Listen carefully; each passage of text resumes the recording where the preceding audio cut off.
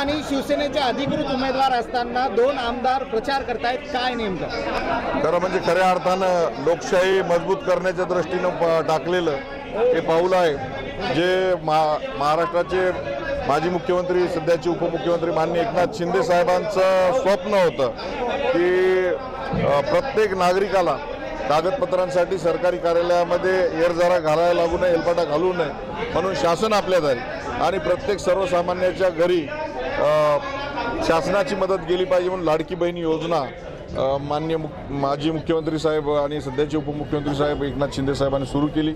या योजनेच्या कामामध्ये गजानन पाटील यांचं खूप महत्त्वाचं असं योगदान आहे। तांत्रिकदृष्ट्या जरी आम्ही त्यांना उमेदवारी देऊ शकलो नाही, परंतु त्यांनी जे काही काम केलेलं आहे आणि त्यांच्या सुविद्य पत्नी मिनलताई या एमटेक इंजिनिअरिंग झालेल्या पत्नी आहेत, या प्रभागाला असा सुशिक्षित चेहरा आजपर्यंत मिळाला नव्हता, म्हणून आम्ही सगळेजण या सांगवी प्रभागासाठी या सुशिक्षित चेहरा निवडला जावा यासाठी आज त्यांचा प्रचार करण्याचा बेबनाव दोन आमदारांचा समोर आलाय। मिनल पाटील यांनी स्पष्ट केलं होतं की स्वतः एकनाथ शिंदे आणि श्रीकांत शिंदे यांनी फोन केला होता की त्यांना उमेदवारी दिली जावी।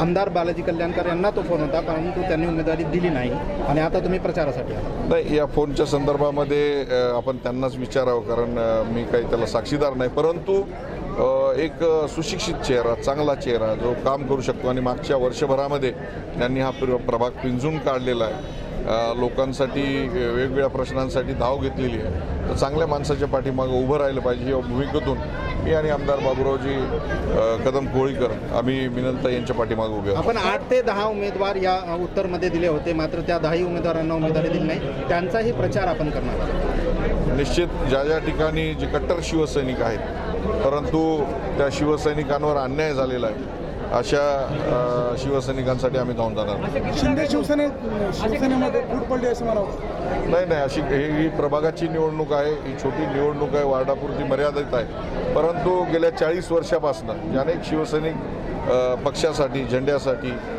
खस्ता खात असतात आणि अशा वेळेस त्यांच्यासाठी ती निवडणूक महत्त्वाची असते, म्हणून आम्ही ठरवलं की जे मूळचे शिवसैनिक आहेत त्यांच्या पाठीमागे उभं राहणार। बालाजी कल्याणकर यांना मूळचे आणि सच्चे शिवसैनिक माहीत नाहीत का, याचा अर्थ असा? याच्या संदर्भात तुम्ही त्यांनाच प्रश्न विचारला। कल्याणकर बोलले होते की 3 महिन्यामध्ये आलेल्या उमेदवाराला आपण उमेदवारी कशी द्यायची, 3 महिन्यामध्ये आलेल्या उमेदवाराला उमेदवारी कशी द्यायची असं नाही, गेल्या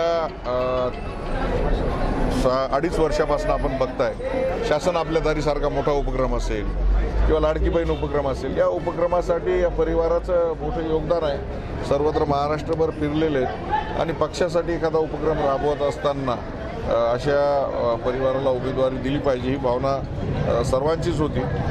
तांत्रिकदृष्ट्या ती देऊ शकलो नाही म्हणून आम्ही लोक त्यांच्या प्रचार नाही, मी शिवसैनिक आहेत, ते नेते आहेत, त्याच्यामुळं मला अपेक्षा नाही की कोणी माझं ऐकलं पाहिजे। परंतु या सगळ्या जे उमेदवार आता तुम्ही ज्यांचा प्रचार करताय, शिवसेनेचे स्वतः इथं उमेदवार आहेत, याच्यामध्ये मतांचं विभाजन करून तिसऱ्यांना लाभ होणार नाही का? नाही, इथली जनता जी आहे ही जनता जी आहे एकदम सज्ञान अशी जनता आहे आणि लोक बघतात की कोण आपल्यासाठी धावून येणार आहे। आज एमटेक झालेली मुलगी या सर्वसामान्यांसाठी अहोरात्र फिरत आहे, काम करत आहे, निश्चित लोक त्यांच्या पाठीमागे उभं राहतील हा विश्वास मला आहे। निश्चित आम्ही जे काम करतोय ते माननीय शिंदे साहेबांच्या कानावर घालणार आहे आणि चांगल्या माणसाच्या पाठीमागे उभं राहा असं माननीय एकनाथ शिंदे साहेबांनी आम्हाला सांगितलं।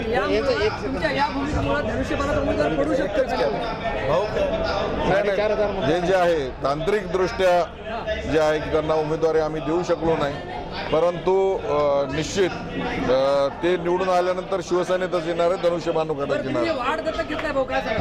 निश्चित आपण बघता की हा विमानतळाला लागून असलेला वार्ड आहे, आतमध्ये जर आपण फिरलं या प्रभागामध्ये तर कुठेही चांगले रस्ते नाहीत, स्वच्छता नाही, ड्रेनेजची व्यवस्था नाही, चांगल्या लाईट्सची व्यवस्था नाही, तेव्हा या प्रभागाला चेहरा मोहरा द्यायचा असेल तर सुशिक्षित लोक निवडून आले पाहिजे, ही भूमिका सर्वसामान्य नागरिकाची आहे। आणि हे जे काही प्रश्न आहे ते सोडवण्यासाठी सर्वांची विनंती होती, मी विधान परिषदेचा आमदार आहे, निधी कुठेही देऊ शकतो, तर त्या भावनेतून हा वार्ड आम्ही दत्तक घेतलेला आहे। 5 वर्षात आम्ही आज चेहरा मोहरा बदलल्याशिवाय राहणार।